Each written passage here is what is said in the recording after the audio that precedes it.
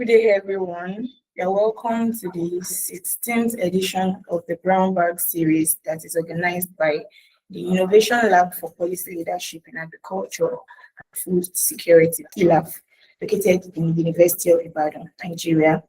So the PiLAF was established in 2020 as one of the 3 centers for policy leadership in Africa. These centers are part of the Feed the Future Innovation Lab for Food Security Policy, Research Capacity and Influence project. And PiLAF was born as a product of the collaboration between the Center for Petroleum, Energy, Economics and Law and the Department of Agricultural Extension and Rural Development, both in the University of Ibadan. One of the core missions of PiLAF is to engage stakeholders and influence agricultural policy processes in Nigeria while establishing a model that can be applied in the sphere of human endeavor. And in the last Brown Bag series, we looked at the digital agricultural extension services and as a policy imperative for transforming rural farmer advisory systems in Nigeria. And we had a seasoned speaker who took us on that. And as a build-up on that, PiLAF is collaborating with NIFAAS this time around. NIFAAS is Nigerian Forum for Agricultural Advisory Services. PiLAF is collaborating with them this time around, and we are bringing you this Brown Bag webinar series. So I encourage you to sit tight because we have a panel of seasoned speakers who will be sharing their experiences with us today and bringing us to the forum. So the topic we have before us today is the role of policy in enhancing effective agricultural extension for climate resilient food systems in Nigeria. And I'll be introducing our speakers shortly. Would like to thank NIFAAS for this for especially collaborating with PiLAF on this. We'd like to appreciate the policy and advocacy working group, which is led by Dr. Nathaniel Olutegbe. We appreciate you sincerely. Thank you very much.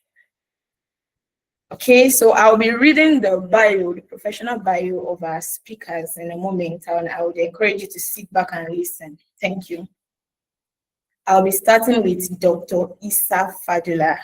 Dr. Fadlullah is a seasoned agricultural extension and rural development expert with over 2 decades of experience in agricultural advisory services. He's a principal extension specialist, associate professor of extension at the National Agricultural Extension and Research License Services, Ahmadu Bello University, Zaria.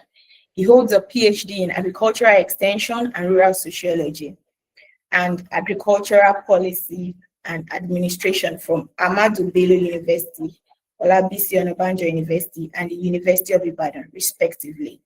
Dr. Issa's work focuses on agricultural innovation uptake, participatory extension, policy, adoption studies, climate change, and sustainable agricultural development.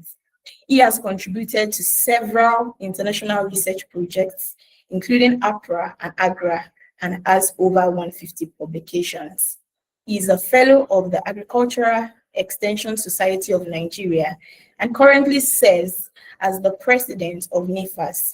Dr. Issa has received multiple awards, including Most Cited Staff of the Year, ABU, in 2025, and the Award of Excellence for Contribution to Agricultural Extension in Africa in year 2023.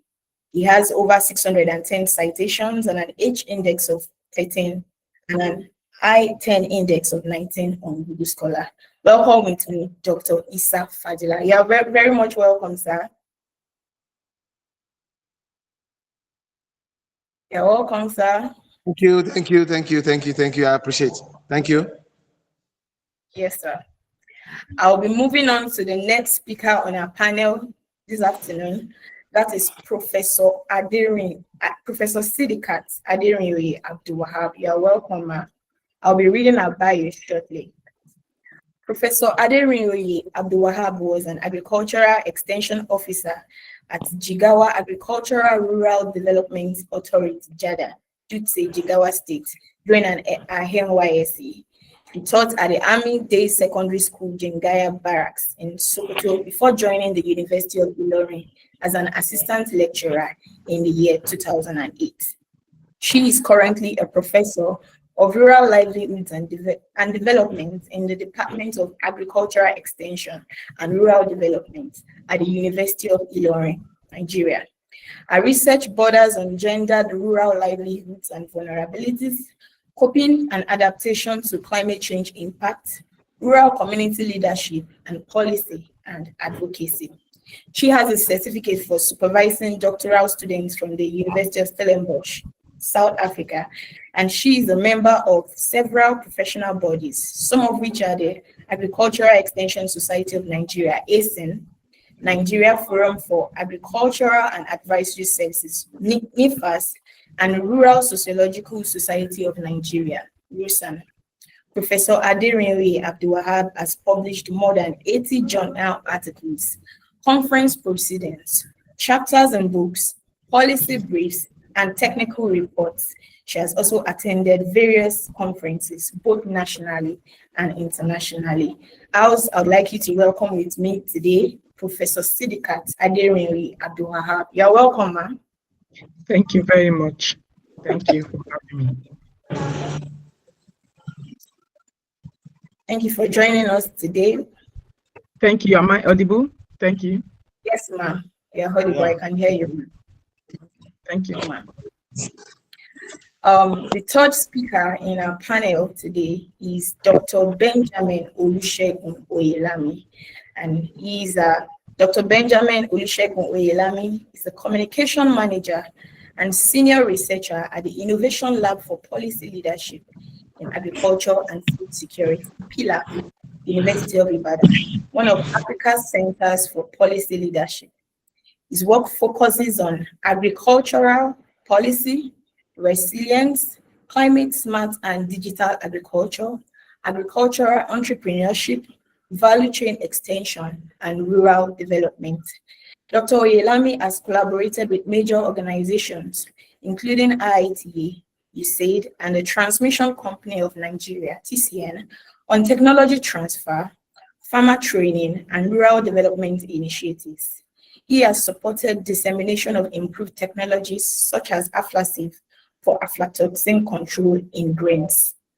He is a recipient of several awards, including the Stars Plus Fellowship, the 2022-2023 set, and the University of Ibadan Teaching and Research Assistantship in 2019.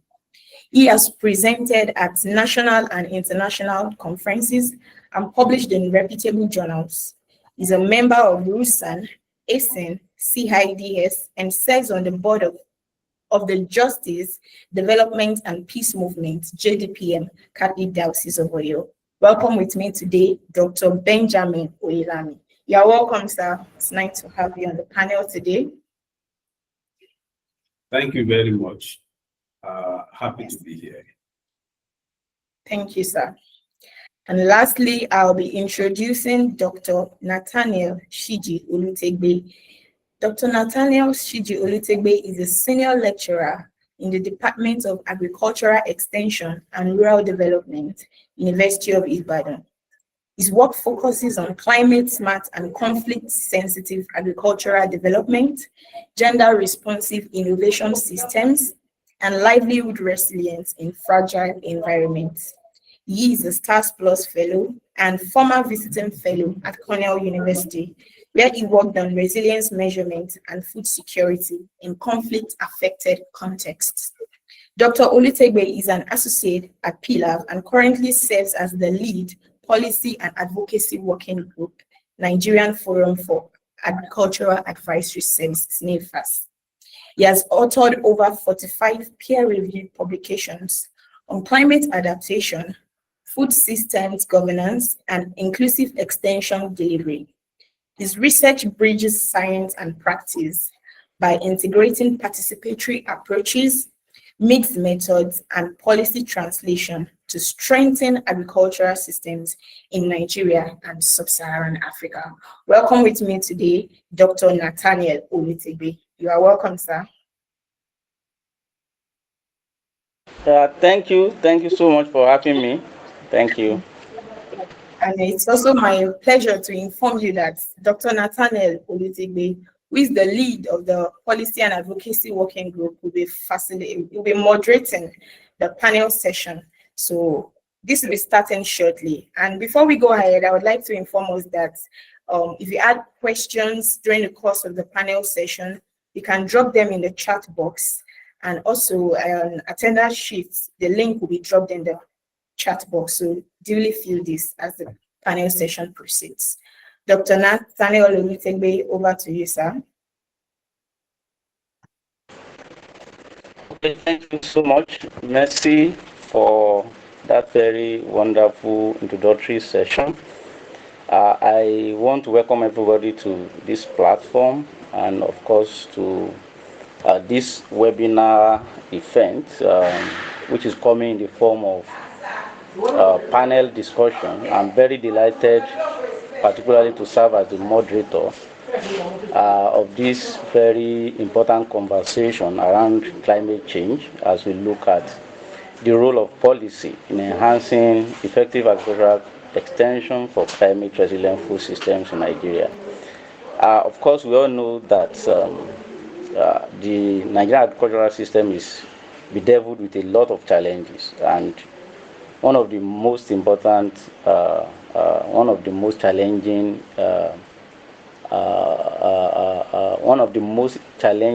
events, all right, that has confronted agricultural development is the issue of climate change. Extension is expected to be the bridge between farmers and agricultural extension is expected to be the driving tool for driving resilience to climate change among farmers. And one of the most important and critical tools to ensure agricultural extension is able to deliver on its roles and, of course, its functions is policy. All right, and which is one of the reasons why we are bringing about this conversation this afternoon. So today's discussion is particularly very timely because we need policies that don't just exist, that don't just exist on paper, but that actively strengthen our extension services. And so we decided to bring on board different experts coming into the discussion from different perspectives, not just limited to policy, but also practice of extension and of course, research. And over the next couple of minutes, we'll be attending to key questions, and particularly bordering on how policies reforms enhance the effectiveness of agricultural extension services. What specific innovations are working within the agricultural extension system, and most importantly, what practical steps can be taken in order to ensure a very resilient agricultural extension system, and by implication, a very resilient food system in the Nigerian agricultural food system. In the Nigerian agricultural landscape. And so, in the next couple of minutes, we'll be engaging our experts. I want to appreciate all our experts on board. Professor Issa, don't tell me you are not a professor, you are. I want to also welcome on board Professor Sidiqat A. Thank you so much for coming on board. And of course, Dr. Oyelami Benjamin, who is one of our policy experts. And so we have a series of questions that will be guiding this conversation this afternoon, and myself and Mercy will be taking turns to ask our panelists those questions. We also encourage all our participants to put in their questions into the chat, such that at the appropriate time we can just go into the chat space and get those questions read out. We want to believe we'll have sufficient time to deal with as many questions as may have arisen in the course of the conversation. So we'll go straight to the business. I'm about the only person of the four men on the spotlight whose job is easiest. I'm not answering any question. I'll be asking questions. and I think it's good for me given the time I'm at presently. All right, so we go straight into the business, and the first question that will be asking will be directed to Professor Sidiqat A, and the first question says, climate change has become a significant threat, really, to agriculture worldwide, including Nigeria. And so the question is, what do you think are the most prominent ways in which climate change is impacting Nigerian agriculture today? And how are these effects being felt by our smallholder farmers? Let me repeat the question, not the background. Okay. What are the most important prominent ways in which climate change is impacting Nigerian agriculture today? And how are these effects being felt by our smallholder farmers? Professor Sidiqat A. Thank you, ma'am. Thank you very much, Dr. Nathaniel. Once again, good afternoon to everyone, and especially the panelists. The question is twofold, if I get you correctly. How is climate change impacting? Something wrong? Can you hear like an echo? Yes, there's a sort of echo. Is that from my end or over there? Okay. All right. Are you using two devices?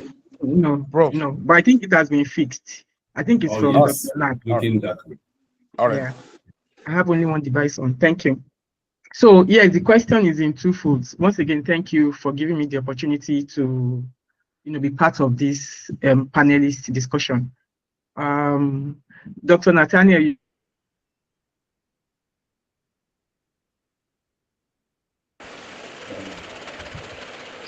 Kindly unmute yourself, Prof. You are muted now. Yeah, good. All right, okay. Sorry. Can you hear me now? Yeah, I think that on your end there. Yes, ma'am. Okay. So I was saying that my job or my task this afternoon is not going to be too difficult, even though I'm answering questions, and Dr. Nathaniel alluded to the fact that he's doing the easier task by asking the questions.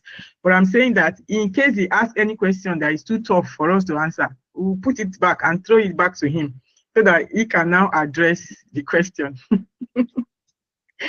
But yes, a simple one you've asked now, so I will answer that one. That how are we feeling the impact of climate change?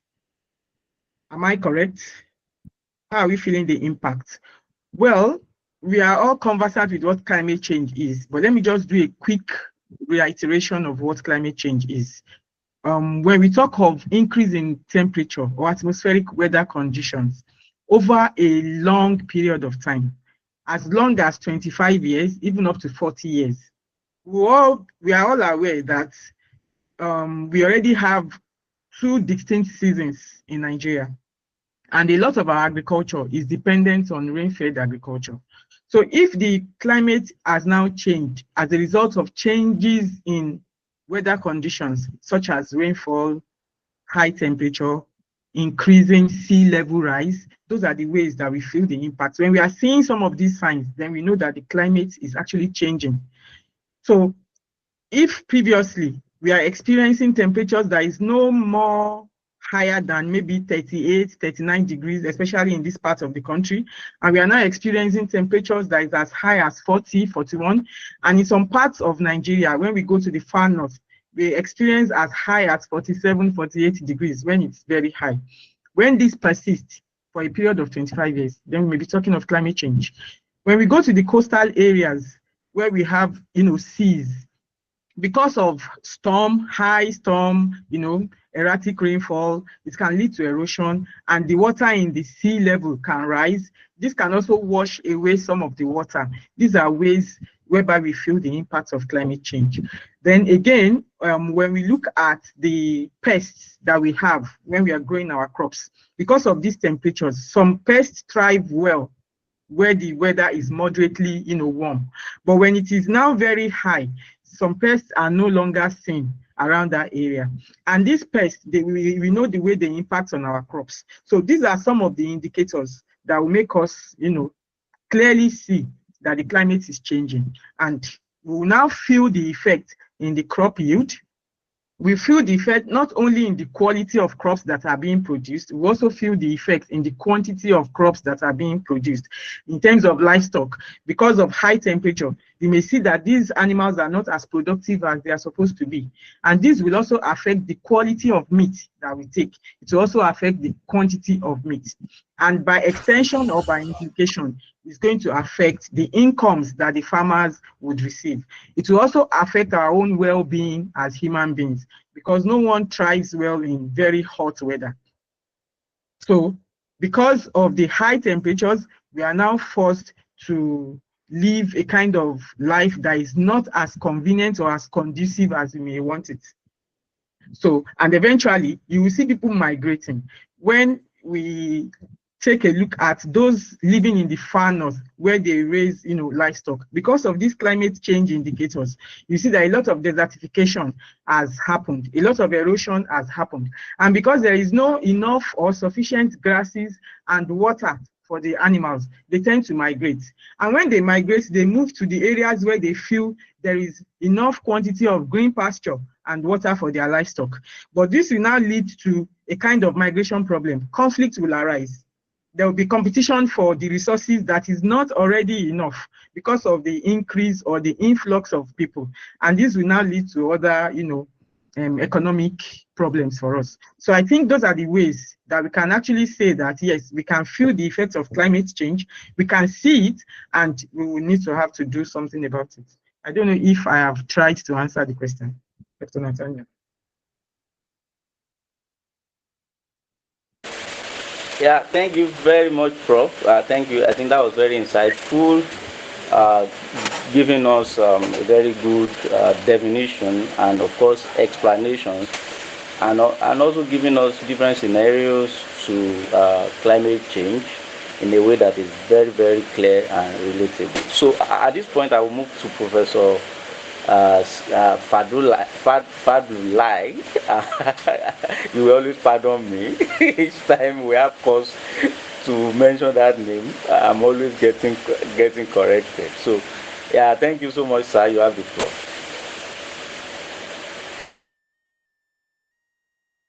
Very much. If Fadlullah is trying to break your teeth, just use Issa.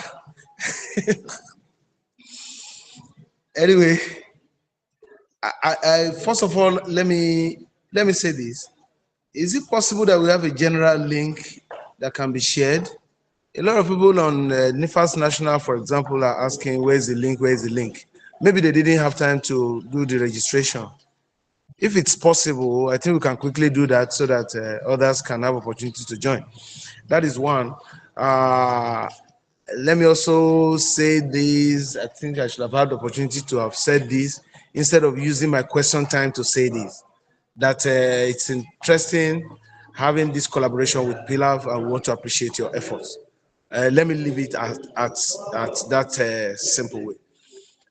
Essentially, I want to appreciate my senior colleague, Professor Sidiqat, for having uprooted the question that almost no addition can be given. But let me quickly add that issue of erratic rainfall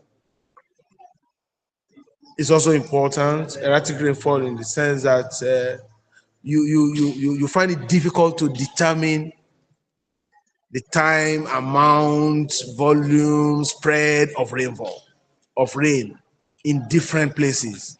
That's one of the major ways of noticing climate change.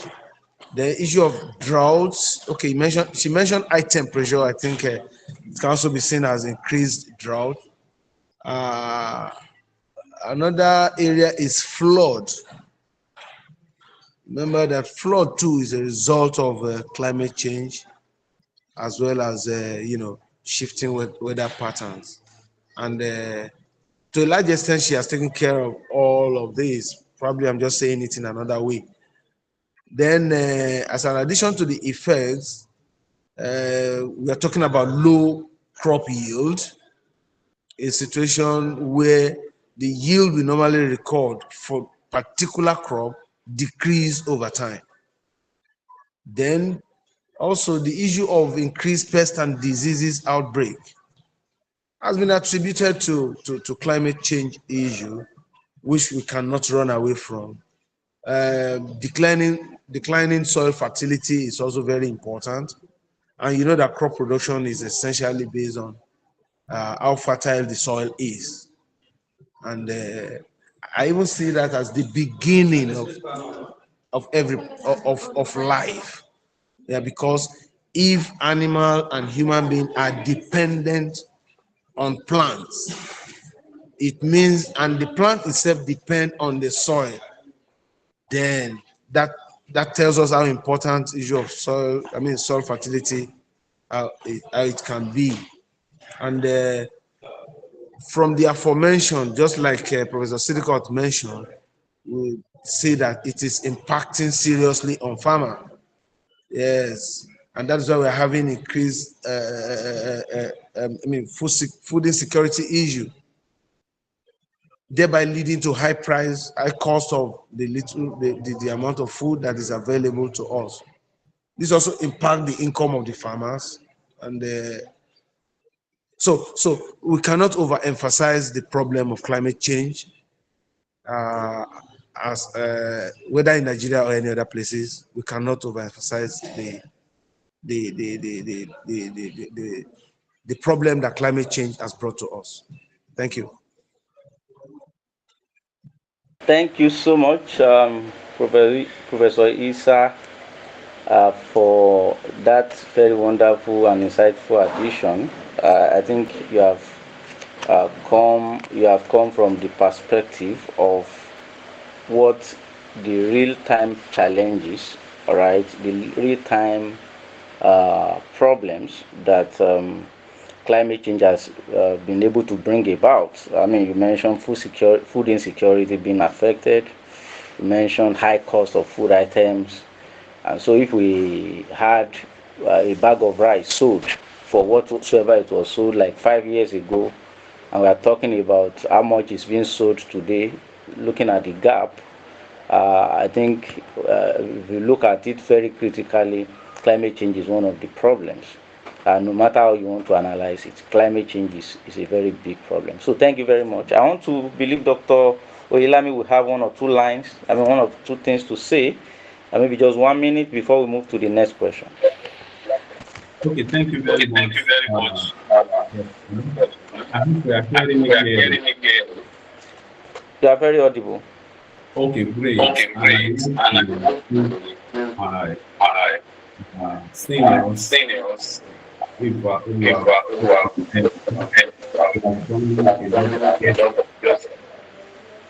that question. I just want to say that there is an online world names of the 13th of 2025, which is hammering on the problem of climate change. And it has this type that Nigeria has a security problem. Dr. Oyelami, can you do something to your audio? It seems to be fading in and out. It's not stable. I think it's from the admin. You just finished Nathaniel. Okay. Am I audible now? Yes, is it sir. better now? Yes, sir. Oh, great. That's great. So, Dr. Knight, I think you will need to just mute as soon as you finish speaking. I think there is this interference. So I was just saying that there is this world news of the 13th of May 2025 that said Nigeria has a food security problem as water for crops is harder to find. And in that news, the World Food Programme is projecting that about 31 million people are likely to face food insecurity in Nigeria as a result of, climate change. That is, water for production becoming more and more scarce for farmers.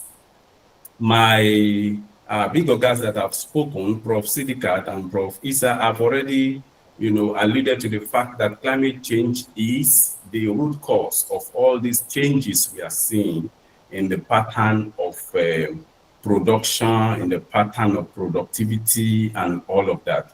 So just to add a little to this point, I want to say that climate change is a real challenge, and it is very important we face it headlong to address it and see that we stem the tide of climate change in our agricultural system. Thank you very much.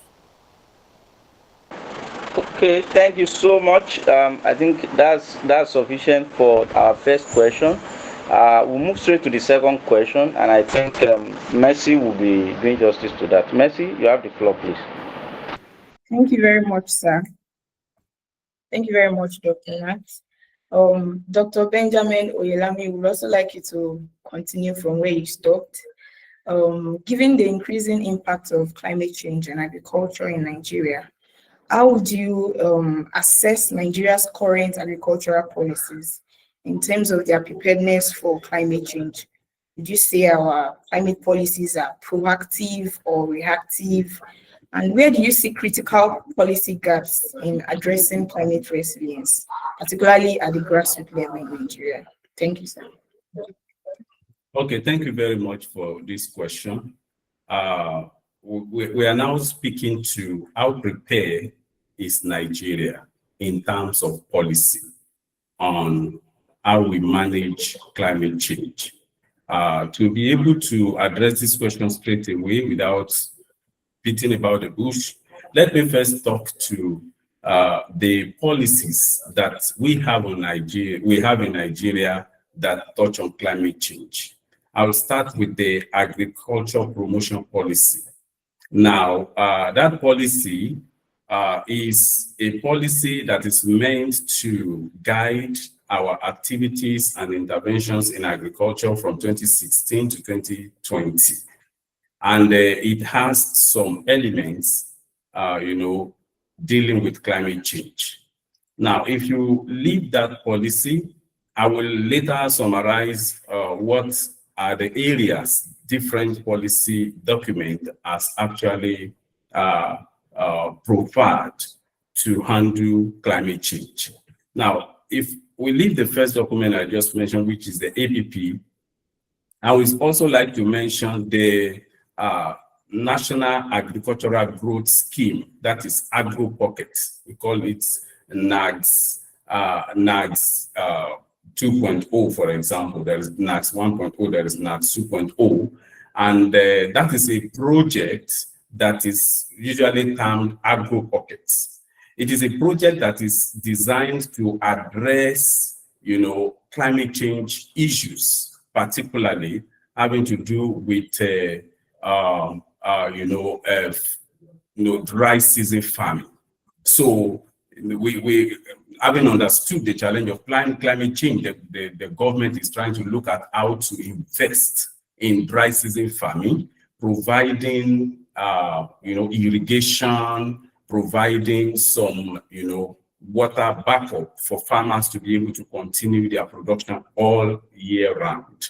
Another document that can be useful in this particular context that Nigeria has is the National Adaptation Plan framework.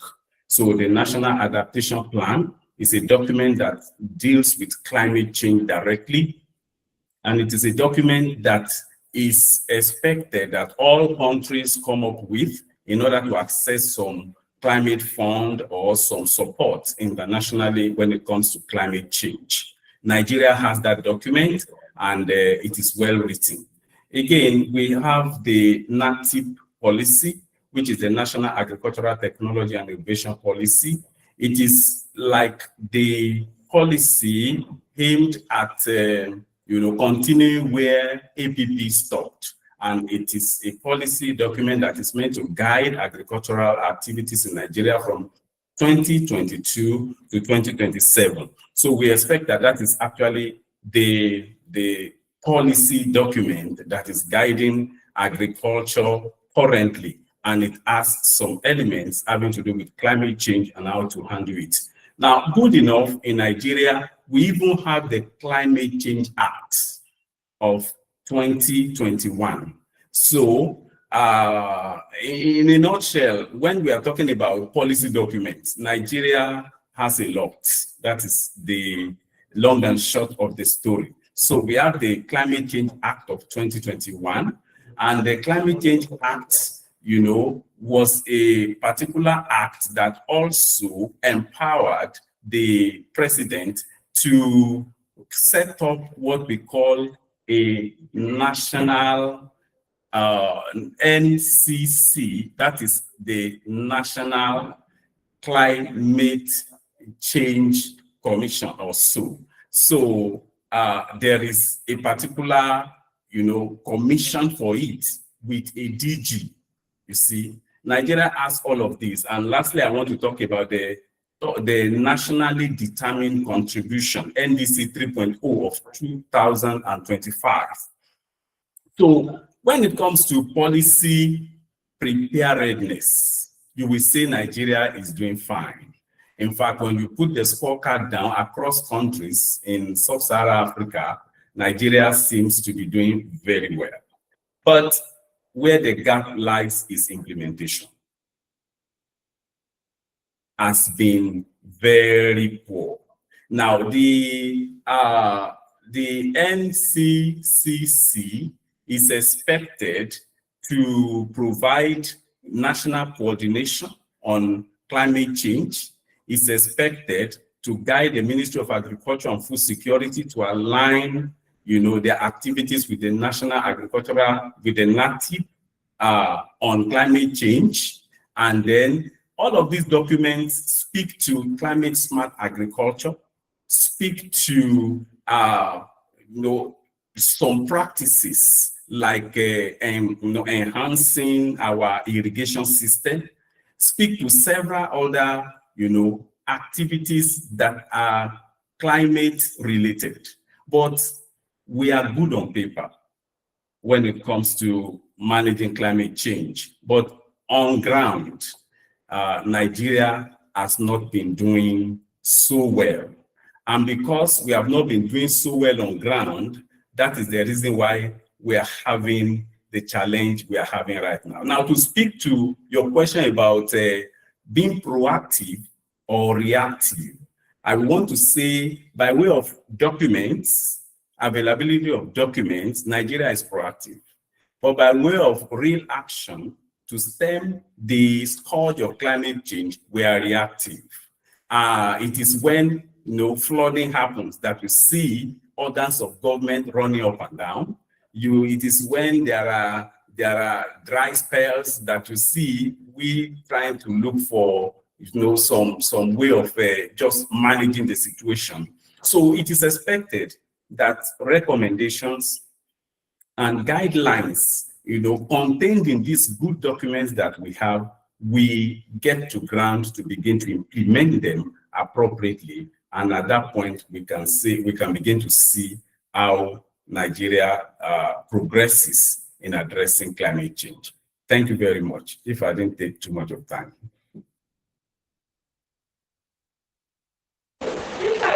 Okay, thank you very much, Dr. Oyelami.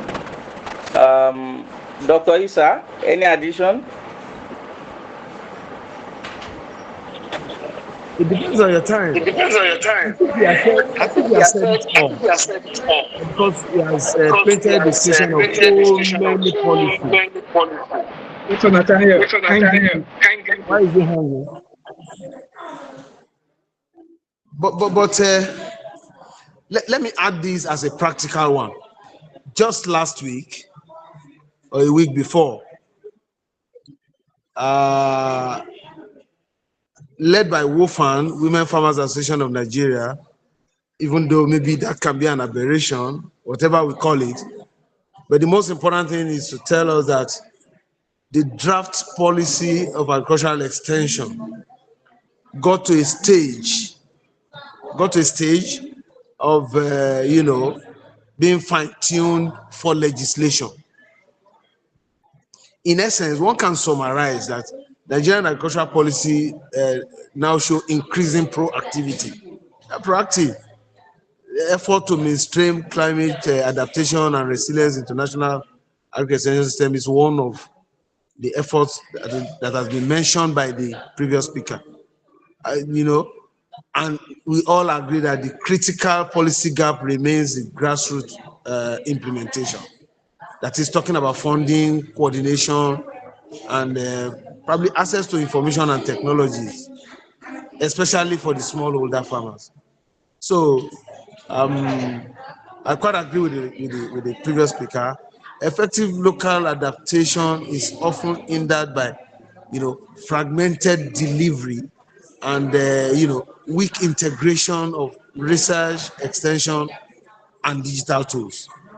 So if we're able to address this, I think we are good to go with respect to policy activity or policy framework in Nigeria. That's just my little addition. Thank you very much. Thank you so much, Dr. Issa, for that very wonderful addition.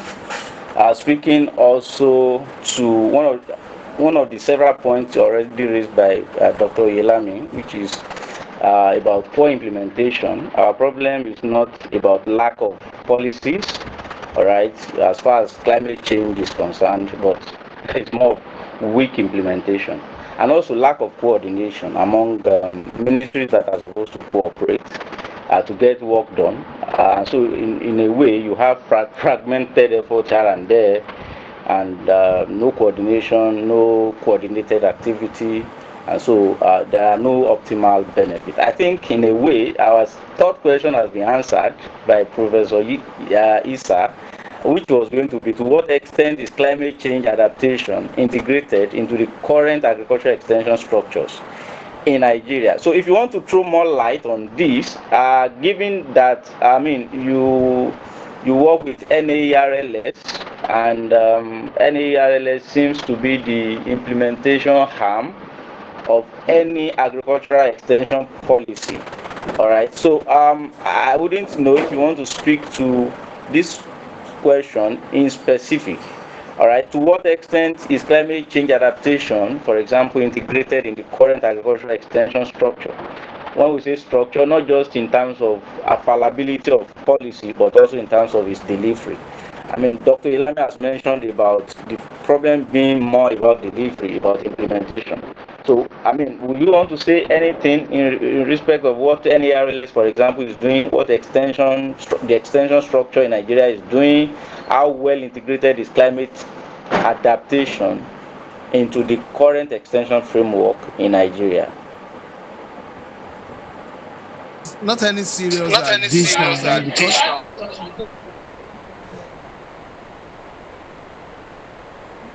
Okay, but I'll just say that climate change adaptation is increasingly being integrated into the Nigerian agricultural extension structure, especially at the policy and training level.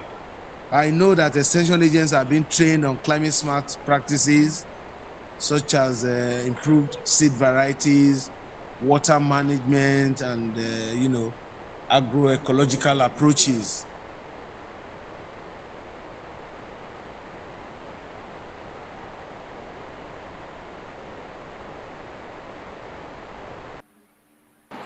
Okay, we seem to have lost Dr. Issa.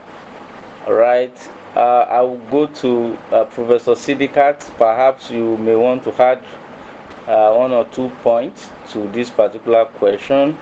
To what extent can we say that climate change has been part of the general agricultural extension system in Nigeria? Thank you. Thank you. Without wasting so much of our time, I will just take us back a bit, maybe in 30 seconds, just to weave in this next question, because they are interwoven. The previous one, that are we proactive To an extent, just like the two speakers, my guys have alluded to it, we are actually proactive. Where we have the problem, the critical gap area is the implementation. And I want to approach this current question with that. In terms of extension structure, climate change policies, are they fully integrated or well integrated? I would say the problem that we have in terms of policy implementation generally in the country is the area of implementation. Dr. Issa mentioned that the National Agricultural Extension Policy now, the extension that is, and the policy that is, exclusive to us in extension. We've even gone as far as trying to mainstream climate change issues and climate smart agriculture into it. But how far has it gone in terms of, implementation? It has reached a level that is significant, but it's not yet legislated. So if we look at it from that angle, then we might be tempted to say that, yes, we are trying to do the right thing. We are moving in the right direction, but are we moving fast or are we moving, meticulously? If we look at NIMET as an example, NIMET is also a form of, climate policy. And NIMET is actually trying in terms of awareness, sensitization, early warning signals, and even being proactive in responding to climate issues, even before the effect is felt. Farmers are able to know that, okay, this is the time that we'll be expecting that rain that we said at the beginning that is erratic, and it is because of the erratic nature that is now affecting yield. The reason, one of the main reason we are having this conversation is because we were looking at agricultural sustainability and food security. And we won't attain food security or agricultural sustainability if the climate has impacted our productivity. But if we look at this critically, we will see that when we are talking about climate change, usually we are talking about farmers, we are talking about crops. We talk less about animals, we talk less about livestock. So we will see that there are deficiencies, there are gaps in that regard. So in as much as we are trying, a lot still needs to be done. And what are some of the things that we need to do? We need to create awareness, we need to sensitize us. And where do we do this, or how do we do this? It is the agricultural extension component that would actually, strive to ensure that knowledge, awareness is, well ingrained into our system. And it is only when we are fully aware of the implications, the impact, negative or positive, of climate change, then that is when we are already moving towards the direction of fully implementing those policies, because we now know the danger in it if we don't effectively work towards the implementation. We also now know the hanging fruits, the benefits that would emanate if we actually fully implement. So yes, to an extent, we are trying, we are taking the steps, but they are kind of slow and steady. But we need to, intensify or strengthen the effort that we are putting in terms of extension systems to, entrench these climate policies well into our system, well coordinated to our system. Thank you. Thank you very much, Professor Sidiqat. That was also very, very insightful. We need to do more. We are moving, but are we moving in the right direction? How fast is our pace of movement into seeing that the critical issues are well and sufficiently addressed? Remain questions that need to be answered. So at this point, I would want to ask if Dr. Oyelami has any addition to make to this particular question. Okay. Thank you very much. Now we are narrowing down to how extension as a system in Nigeria is proactively, handling the issue of climate change. You see, good that it has been said by the earlier speakers that extension policy is close to being signed to law. I mean, the bill is close to being signed to law. And we have also agreed that implementation is key.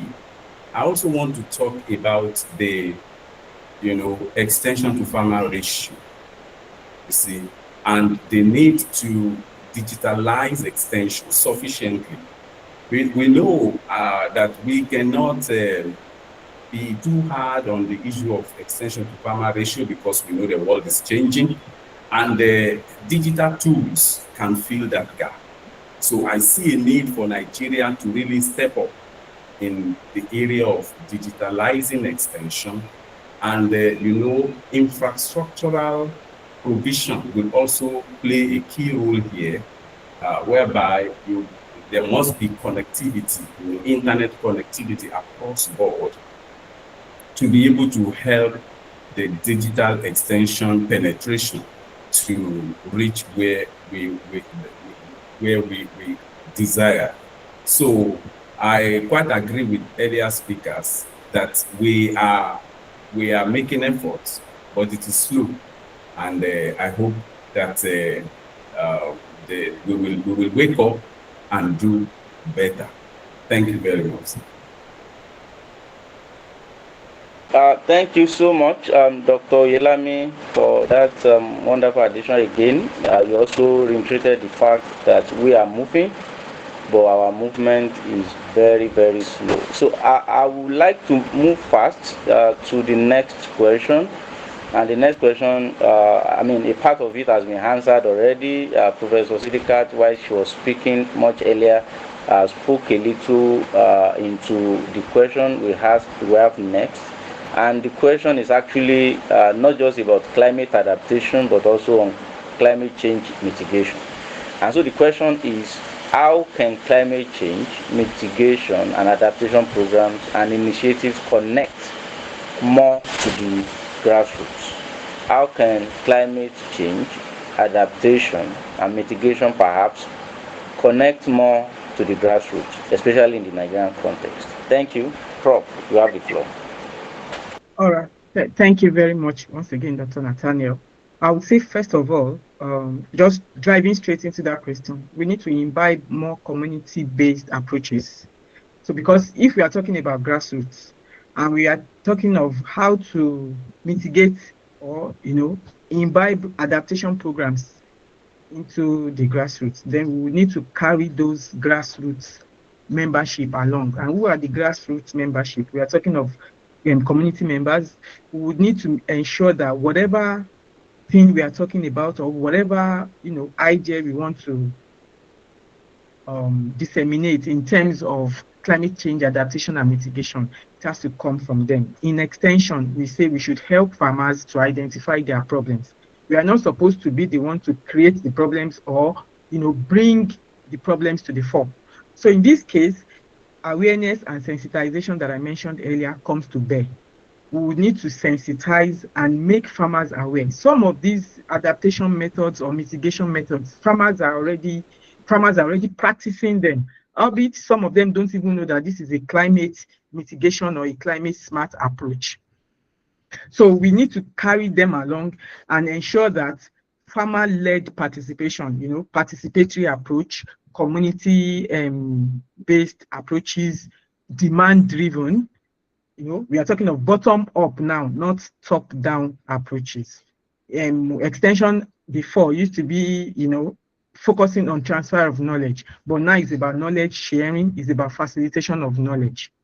So we need to, first of all, carry those farmers along. Second, we also need to build capacities. How do we build capacities? We need to train the local leaders. We need to train the members of the communities. We need to ensure that they know how to use some of these technologies. They know how to, imbibe some of these adaptation methods. So once we boost the capacity, and not only boosting the capacity of community members, even the extension agents that will deploy some of these approaches, they need to be well trained, and they need to be on top of the game so that they have the subject matter specialists, they have the knowledge well. Then again, we would also need to look at partnerships and collaboration.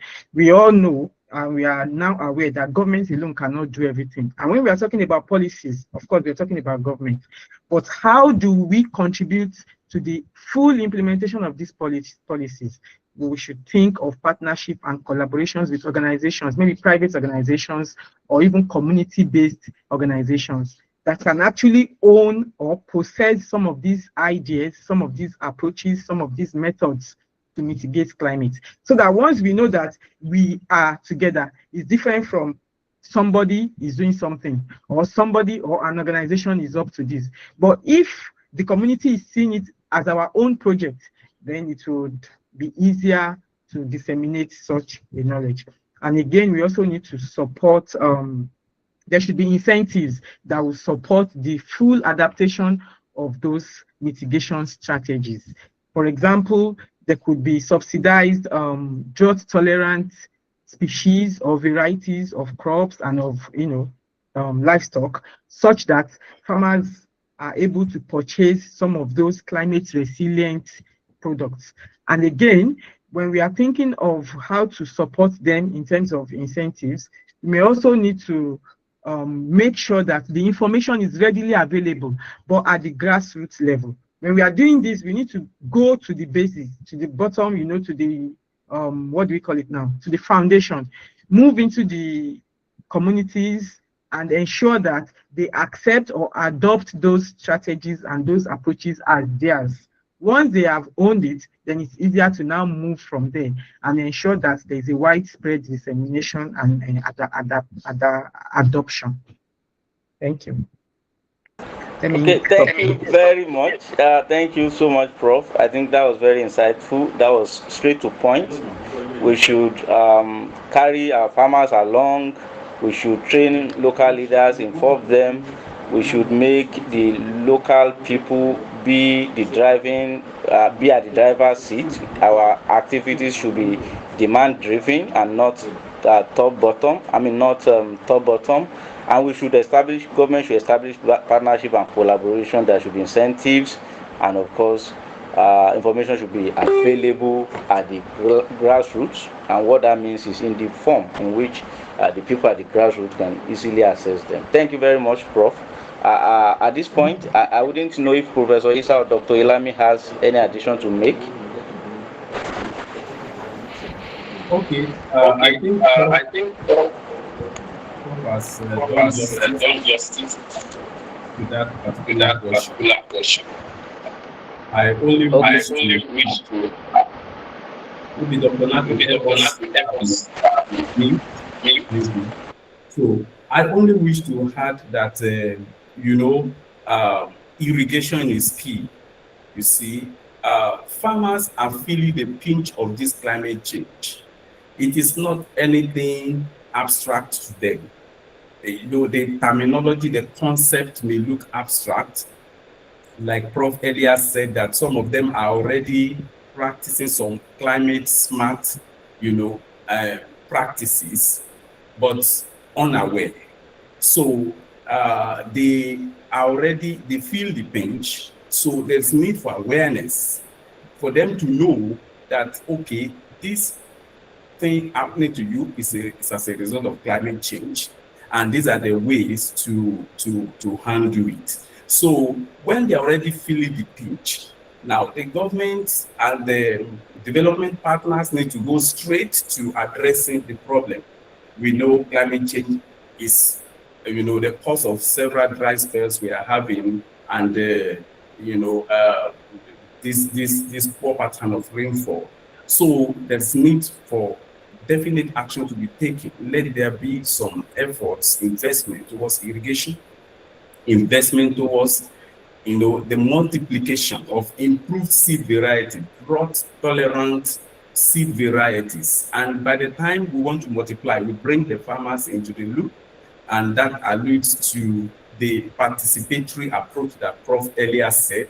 We should not only also forget the issue of insurance and credit and advisories that we have to make available at the grassroots that will bring them in and will make them own the process and begin to feel the impact of interventions. from the government and from other partners in the sector. Thank you very much, sir.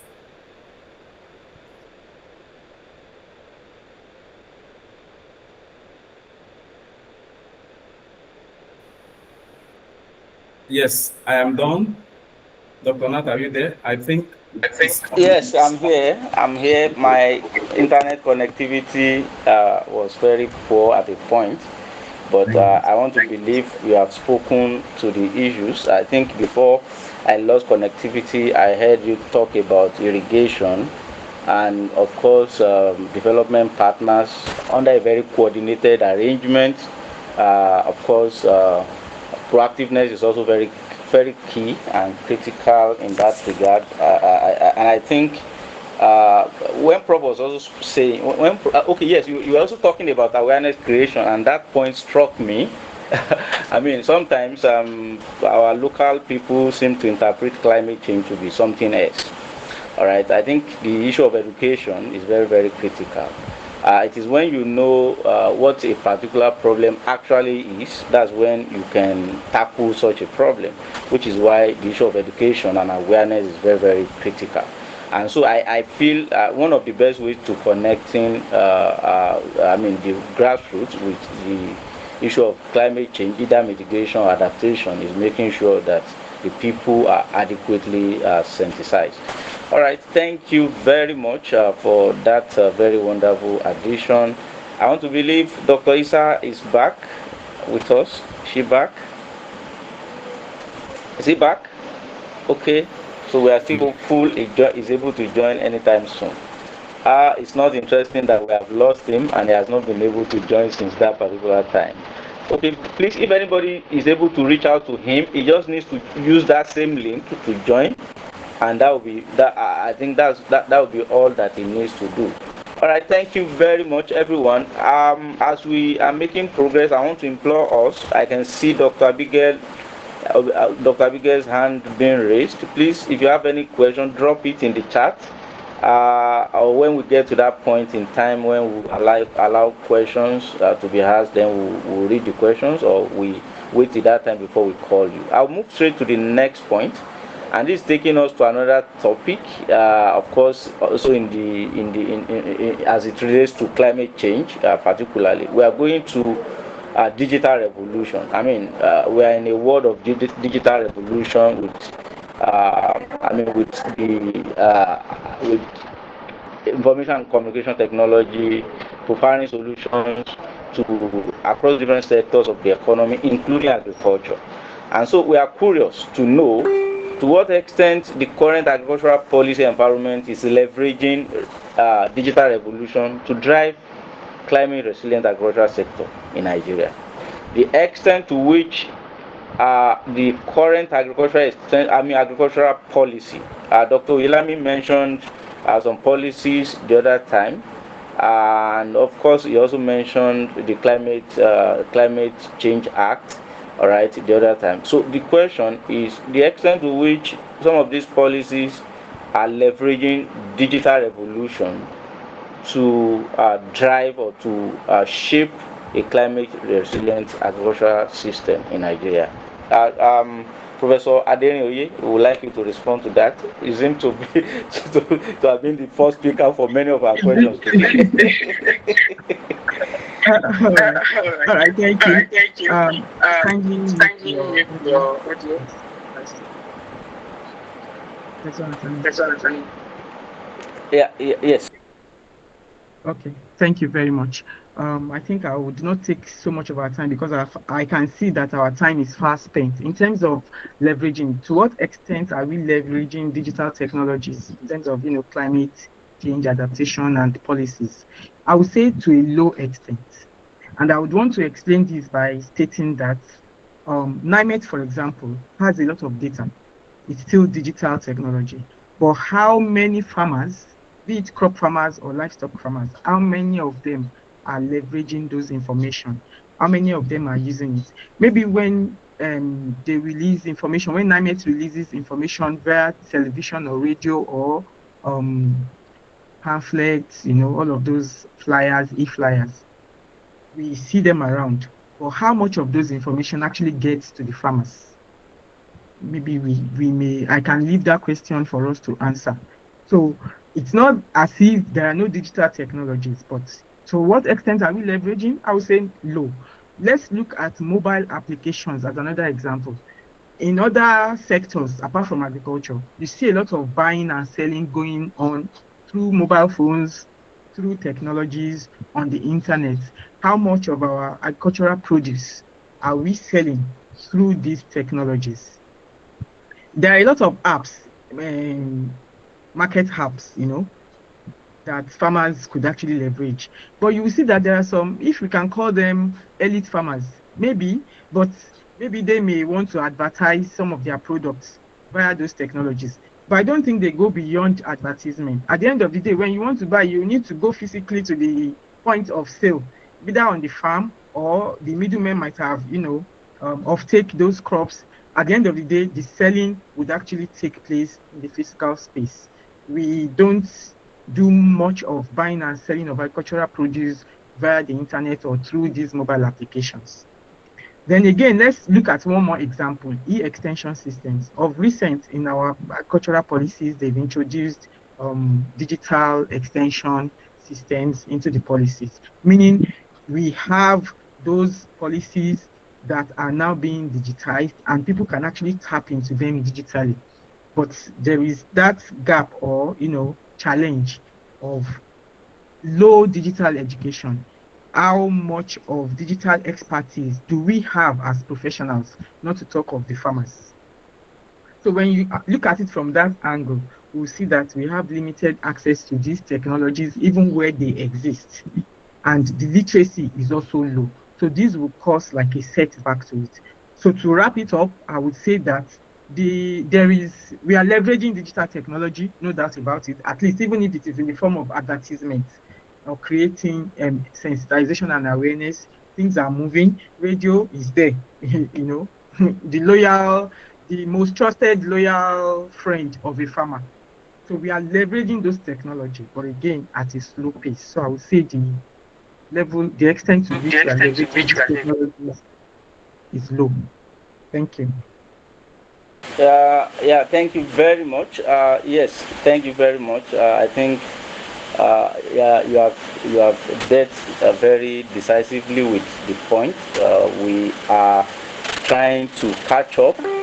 I mean, there seems to be cultural lag, perhaps. Even though we have very widespread internet penetration, and in the last couple of years, in the last 10 years, the rate at which internet has penetrated even into the grassroots is very, very high.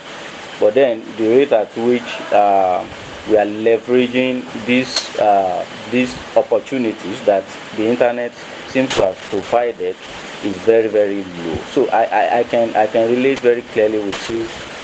Even among among those who you could say are well educated, how granular is climate data, how accessible.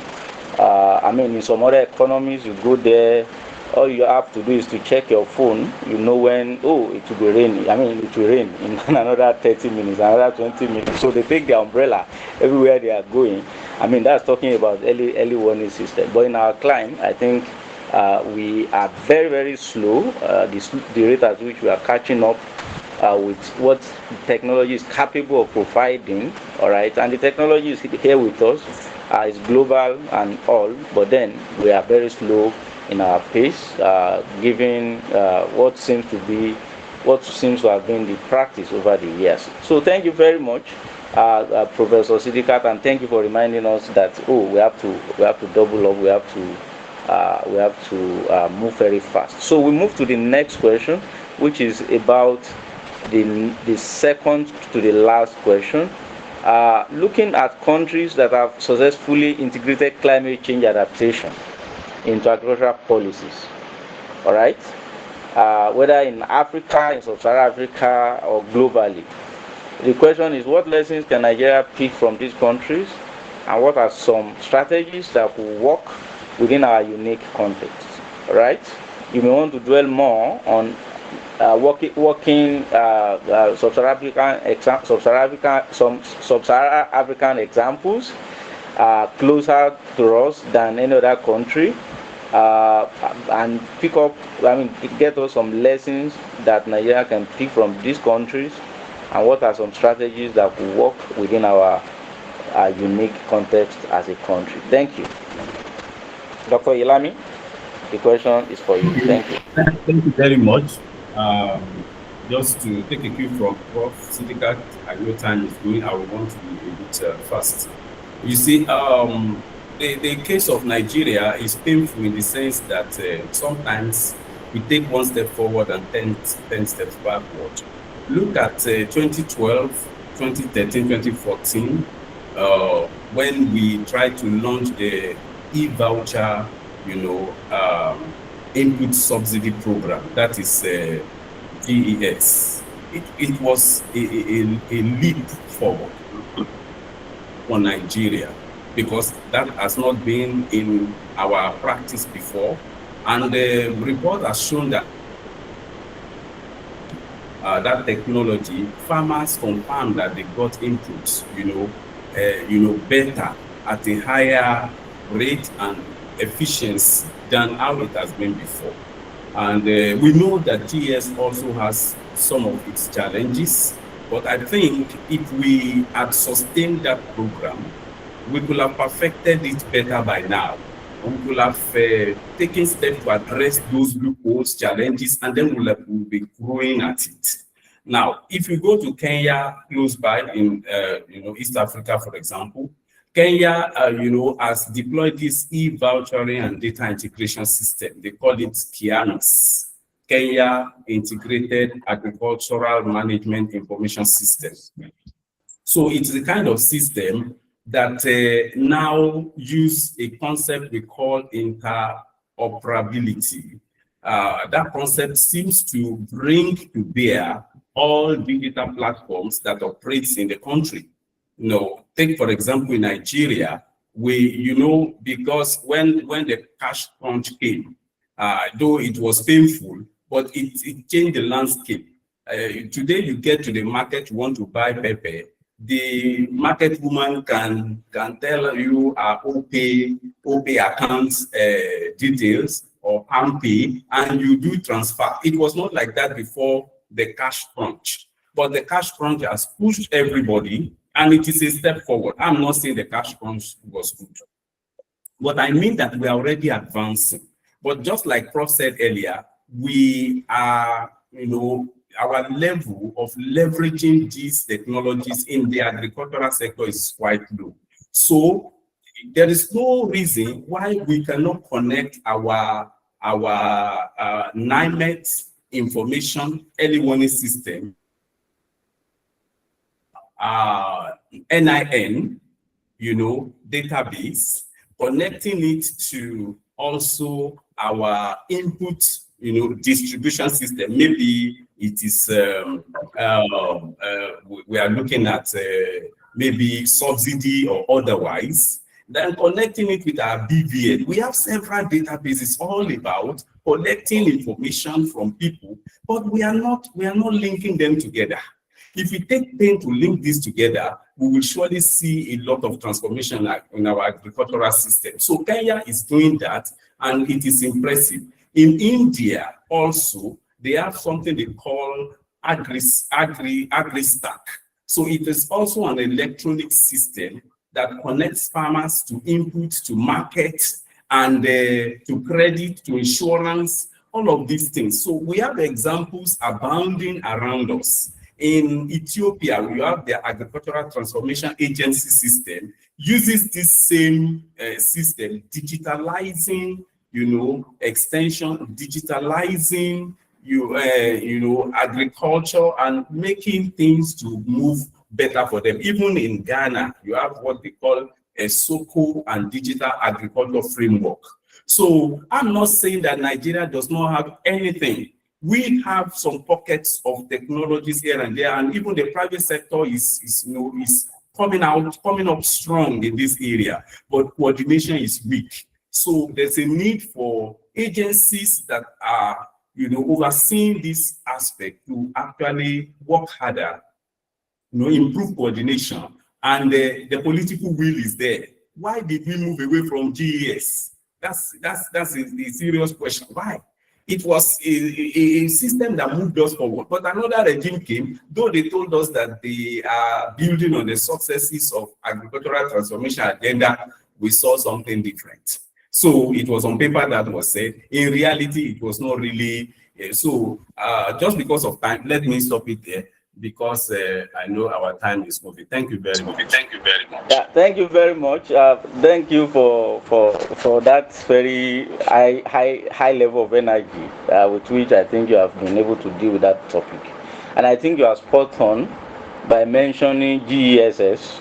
That's about the only program of government that has leveraged digital technology, as far as Nigeria is concerned. I was at a presentation, and interestingly and coincidentally, Dr. Oyelami was also at that presentation. I mean, this presentation was looking at digital agriculture ecosystem in sub-Saharan Africa. It was delivered by an African, a Zimbabwean, and when he mentioned cases over different African countries, Nigeria inclusive. The only thing he could mention about Nigeria was e-wallet, which is associated with the GSS.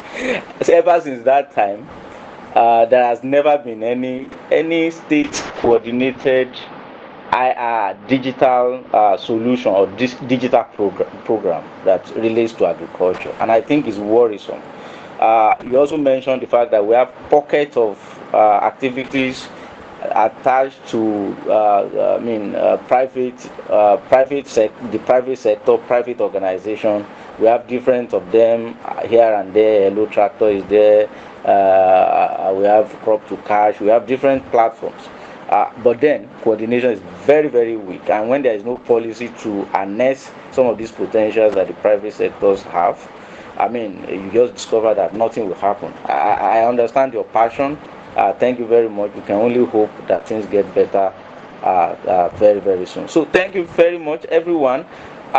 Yes, the time is gone. I think we are looking at 10 minutes 10 minutes in the next 10 minutes to wrap up everything. I think we should go to those who have raised their hands. And Mercy, you want to read some questions that may have been asked in the chat before we start calling people who may want to answer questions.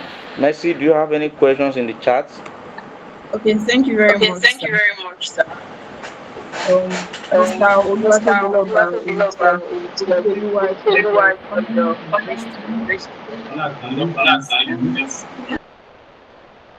Okay, so he wrote, it's obvious that there is a lacuna between the academia and the professionals talking in digital agricultural extension space.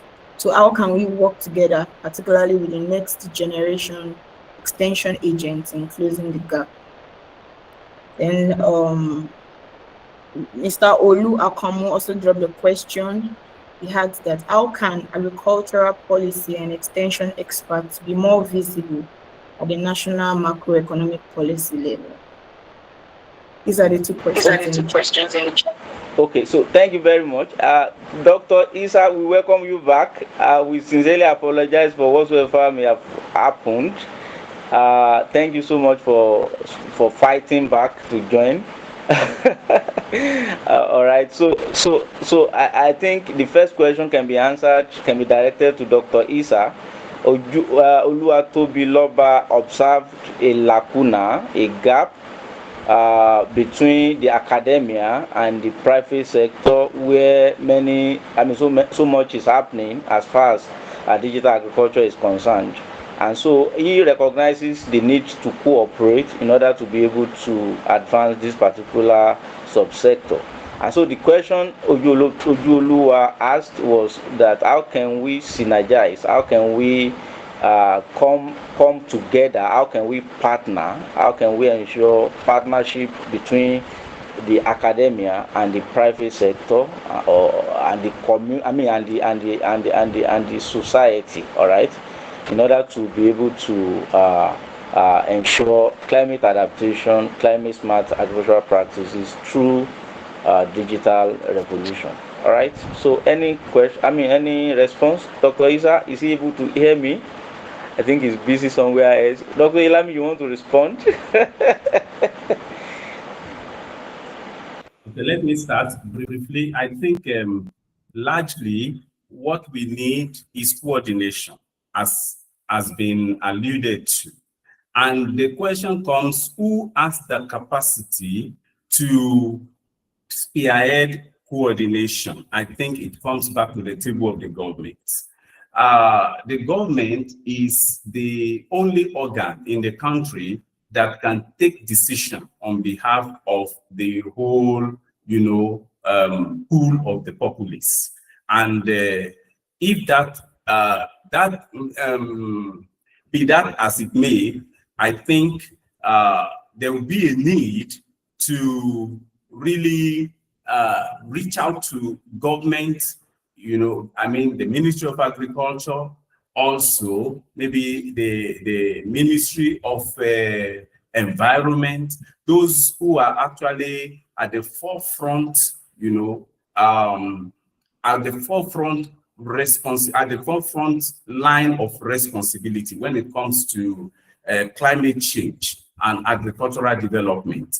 So that they are the ones to even create a platform that will bring several private sector together, discuss the opportunities on ground, and look at how to chart a way forward. But where we also have a role to play is that we should not keep quiet.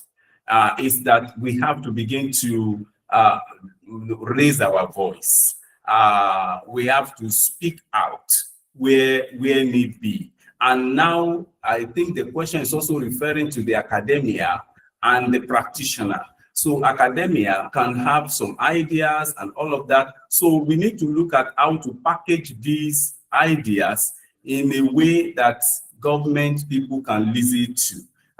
Package it as a policy brief, package it as infographics, and try to reach out to them. That is very, very important.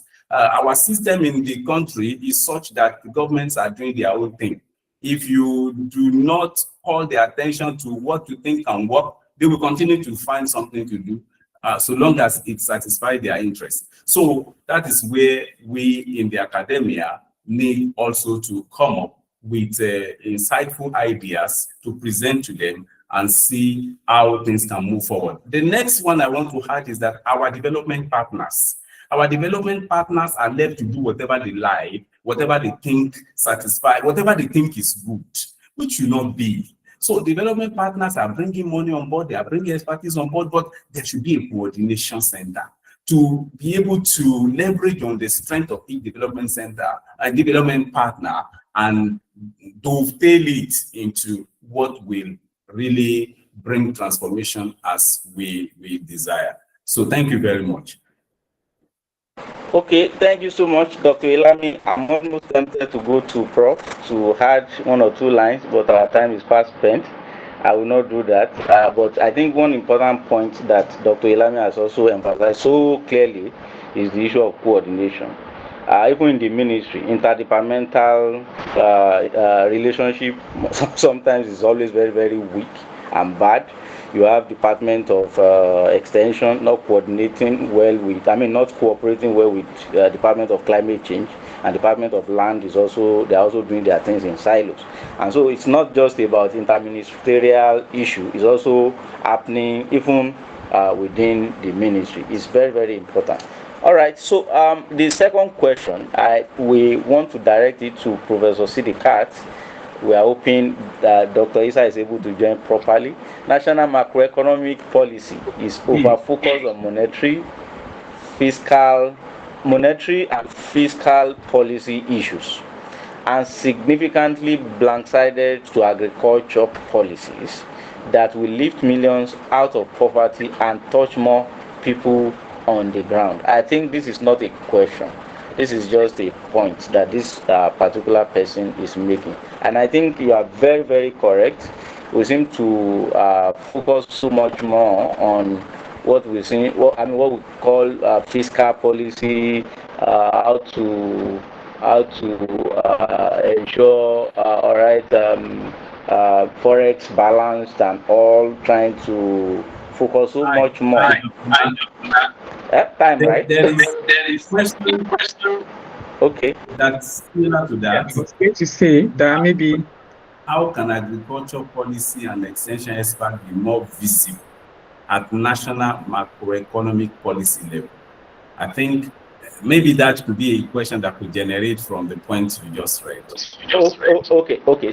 So how can agriculture policy and extension experts be more visible at national macroeconomic policy level? I'm sure Dr. Oyelami is excited about this question. Is his space, but I'll take it from Professor Sidiqat, who is also doing so well in that space as well. So, Prof, you have the floor, and Dr. Oyelami, we had 1 or 2 points before we go to another question. Yeah. For time's sake, I will even confess from the beginning. So kindly mute your Dr. Nathaniel, your audio device. Yeah, I'll confess from the beginning that question will have to go back to Dr. Oyelami, because when you talk of macroeconomic or even anything, even money, if that money is too much, I don't even know how to count it. Once you are talking in millions and billions, I don't even understand it. So that question will go back to him. But please, I would want to take some 30 seconds to attend to a question. I think I saw it, where somebody asked about how do you convince somebody like Trump that climate change is even real when he believes it's not real. How do we now convince our people or our farmers? I saw something like that. How do we convince our farmers that climate change is real? And I want to say that there was one question that was responded to by Dr. Oyelami where I wanted to add something. So what I'm going to add is that what we can also do in terms of allaying people's fear and increasing awareness and education about climate change, for us to actually know that it is real, is to use examples that are common or we are familiar with, things that we can see. We can use it to explain. And how can we achieve this? We could start by including these climate change issues or climate smart policies or global warming things into our agriculture curriculum as early as secondary school.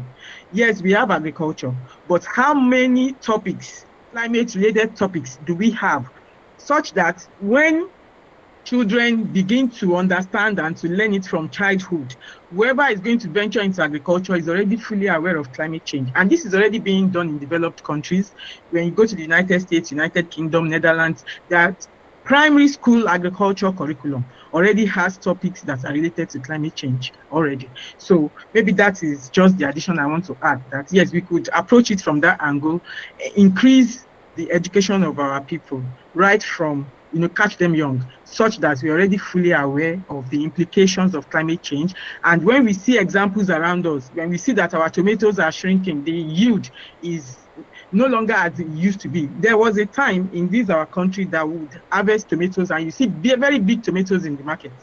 But these days you see small ones, and when you ask the farmers, they will quickly tell you that the rain was not good this time around, and as a result, the yield is poor. So when they see those real life examples, to make it real and make us accept that yes, indeed, climate change is real. Thank you. Thank you very much, Prof. Thank you so much. I think the response is very clear. So I'll go straight. Our time has been fast spent, and we really apologize. In a couple of minutes, we'll wrap up. But I would like to call Dr. Oyelami to make his quick response to the question I asked earlier. All right. Okay. Thank you very much. Now, we are talking about agricultural policy and extension. So can you please mute? So the agricultural policy and extension experts, one thing about the policy space is such a space that nobody is waiting for you. The policy space is such a space that looks like the kingdom of God suffered violence, and the violence will take it by force. Like I said the other time, if you don't do anything and you don't say anything, policymakers already have their things they will do. They already have what favors them they will want to go for. So agricultural policy and extension experts have to come out with evidence. It is evidence you can use to convince anybody. If you are saying this is good, and you don't bring evidence to the table, you might find it difficult to convince the person you are trying to talk to, more so when he has his own interests somewhere else. So agricultural policy and extension experts need to engage in research, evidence-based research. And after engaging in evidence-based research, let us know how to package this output in policy brief, in some forms that we can use to engage policymakers. The next thing is that don't let us stay far away from them. You see, many of us, we are in our university system, we are in the research space, we don't even know where is the office of the permanent secretary for agriculture. We don't know the office of the commissioner for agriculture in our state, let alone knowing the minister for agriculture also. No, so we have to engage with them. Our experience with these people have shown that they are ready to listen to you, though you cannot be 100% sure that everything you say they will take, but they are ready to listen. And so long as they listen, they will hear something, rather than not hearing anything at all in what is, evidence that you can use to convince them. So let us be up and doing. Let us make sure that our research don't stop at just recommendation and we just put it on the shelf. Let's draw out policy implications that relate to extension, that relate to agricultural policy. And let us go to those that are already on that seat. If they don't do anything, nothing will happen. We cannot bypass them. Go to those people on that seat, talk to them, try to make them see what is on ground, try to convince them. And when you do all of these, you realize that there will be gradual recognition for extension and for the policy direction that can advance agriculture. And when that one is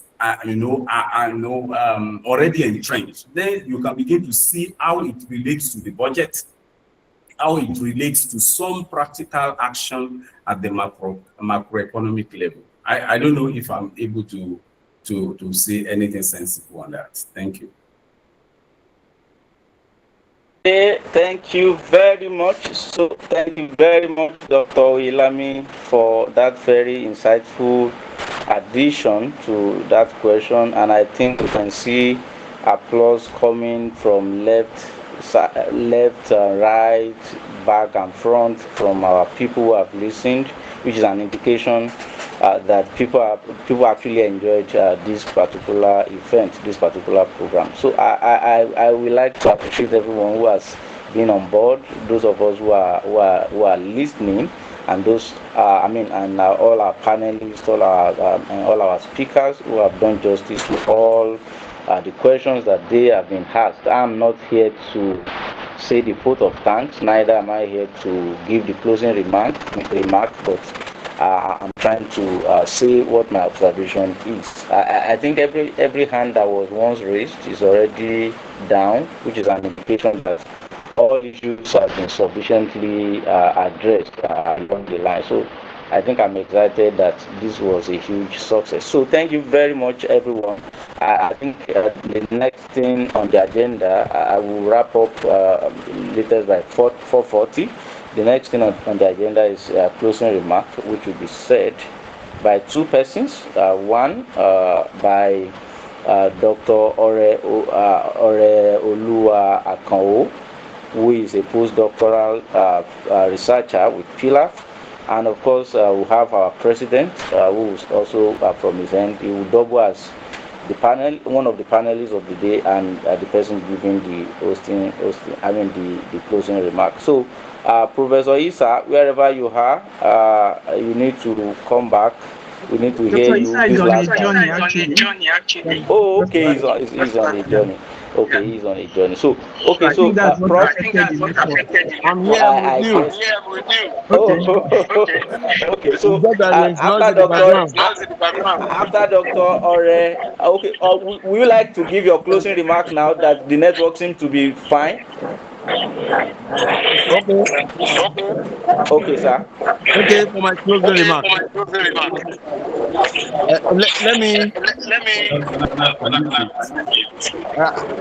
let me appreciate first of all the participants for being part of this. Climate change issue is a burning issue all over the world. I am currently in the Global Forum for Rural Advisory Services meeting holding in Senegal, and substantial part of the discussion is dedicated to climate change issue, as well as how countries all over Africa will mainstream it into their policies. That makes our discussion in this webinar very, very apt. And I want to appreciate the participants, the organizers, as well as the speakers. Pardon me that you couldn't have my 100% attention. I was also to present cases from Nigeria at this meeting, and that is what I was doing that made my attention to be divided. But all in all, I want to appreciate all of you. I want to appreciate my co-speakers for blocking the space for me, for not allowing my absence to be felt. Actually, I was picking up what is being said, and of course, they are my senior colleagues, so they only need my little addition. So thank God that they were able to rescue my not being present. I sincerely appreciate the policy and advocacy group for this outing. It's a very, very important one. NIFAAS will not take it for granted. We need an output from here that can go on our LinkedIn, on our social platform. An outcome that is succinct, that looks like a communique from what has been discussed from here. That is the charge to the policy and advocacy group. Once again, I thank everyone. Thank you very much. Thank you so much, Dr. Issa. Thank you so much. I'll be giving you my response after the program. I will not want to take any extra minutes. All right, Dr. Please, you have the floor. Dr. from representing the administrative manager. The administrative manager was here when we started, but he had also an important issue to attend to. So he has delegated Dr. Oluwa to give the closing remark on his behalf. Mr. Iredele Ogunbayo is the administrative manager for PiLAF. So, Dr. Oluwa, you have the floor.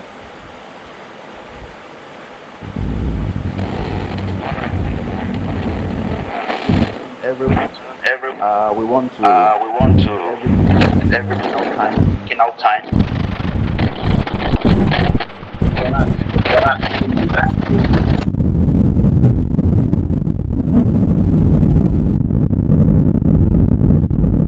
Doctor, you have the floor. Please go on.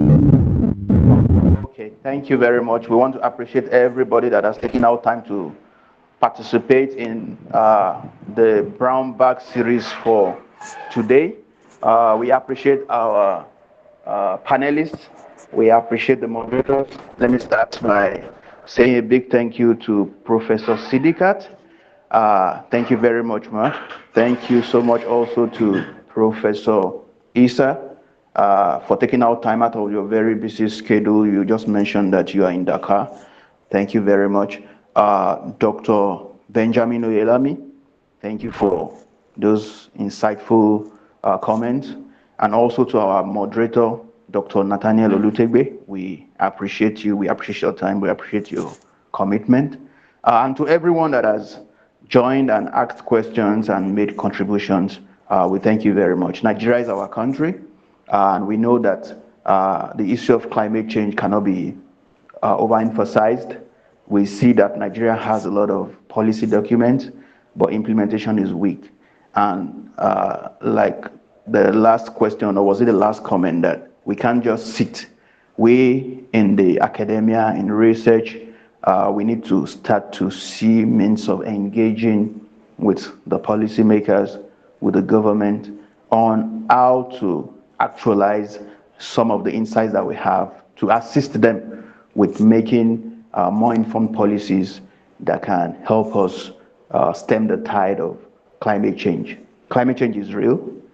Whether we believe it or not, it is real, and we can't sit back and fold our hands. We have to continue to take action and see ways of improving food security in our country, Nigeria. On behalf of the principal investigators and the administrative manager, I want to thank us all once again. Please kindly join us on the next edition of the PiLAF Brown Bag series in January. It promises to be another insightful moment of discussion. Thank you so very much. Please enjoy the rest of your afternoon. Okay, thank you so much, Dr. Yes, I mean, let me also say a few lines of appreciation. I want to appreciate everybody. Specifically, I want to mention Dr. Issa, who is the president of NIFAAS. I mean, it's always, I wonder if he sleeps. Most of the times our chatting is in the middle of the night, and I realized that once I drop, it peaks immediately. Even this one was never different. And once I mute an idea, he says, please go ahead. When we muted this, the idea of this meeting, he just gave his approval. I didn't have to go consult and say, let me think about it. Thank you so much for always giving us the opportunity to express ourselves and our ideas. I want to also appreciate Professor Adeni. Thank you so much. The same also with you. Once immediately I said, oh, please, you are featuring on our next program. You said, oh, you have me on board. And that has been, I mean, that reaction remained consistent even till today when we are having the meeting. Dr. Oyelami, thank you so much for bringing your wealth of experience as a practitioner within the policy space to bear in this conversation. I think every bit of the discussion that we had with you was very, very insightful. So thank you very much. To all our participants, thank you so much for the patience. Thank you so much for waiting so patiently to be part and parcel of this event. I really appreciate everyone for coming around. Once again, thank you everyone for your time. Have a lovely day. Thank you. Thank you. Thank you. Thank you. And Yeah.